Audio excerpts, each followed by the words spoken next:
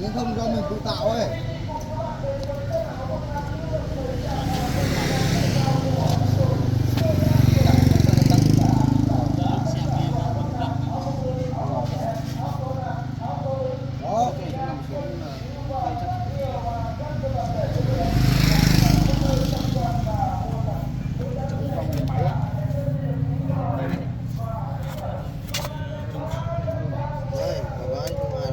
Xe mày ở đâu?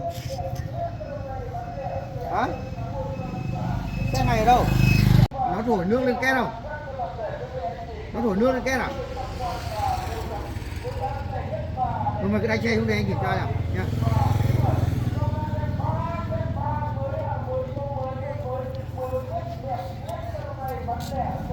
Con này làm sao vào vừa mới vượt thủng tại sao mà nó đi vò cái này được?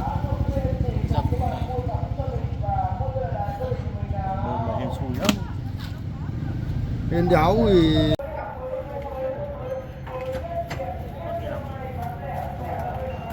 con dây à?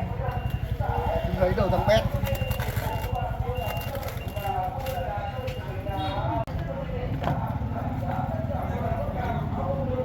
An toàn nó bắn cho.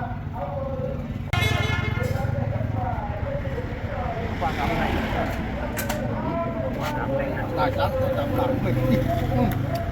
Anh có hai người à? Anh có hai người một người.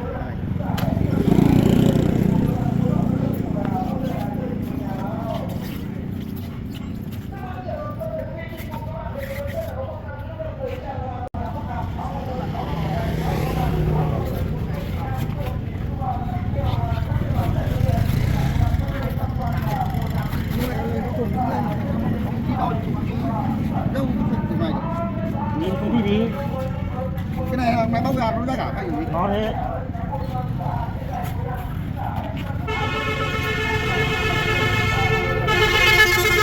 Cua thì nó cất này được.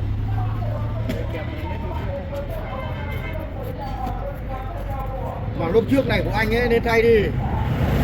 Em thật nhá, lốp trước này của anh mẹ đi cực kỳ nguy hiểm. Nó đổ một phát mình mất lái này.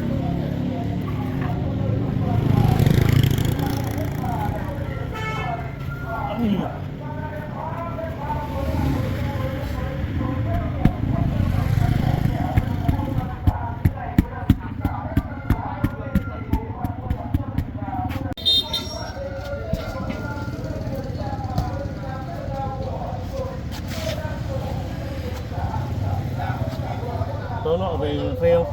Phê đéo rồi. Không xin nghe gì à? Phê đéo rồi.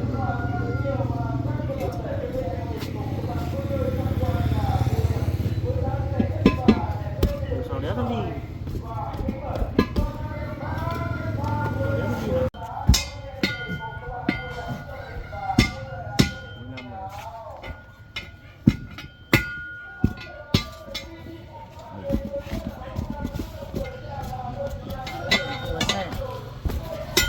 Đó tiền này đó. Cái tiền một cái hội mày đi.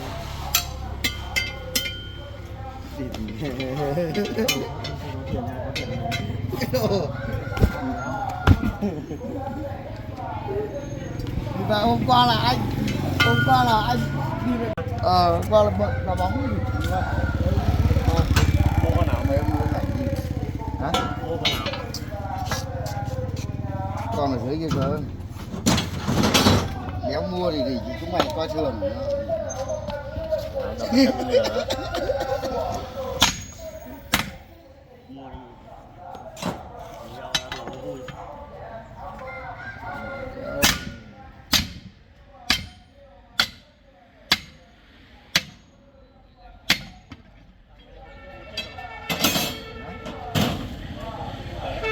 Thu mua bao nhiêu chứ?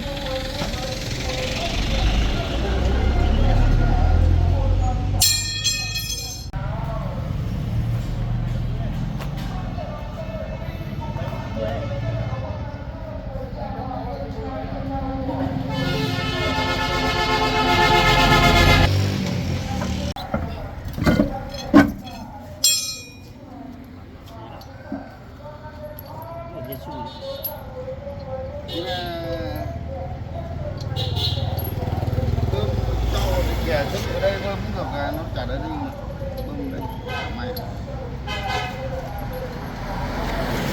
Đây nó bắn đi đi.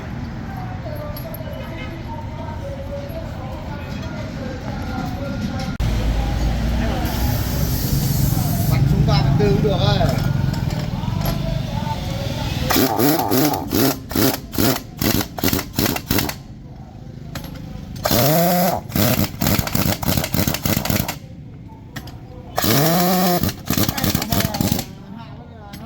Đấy à?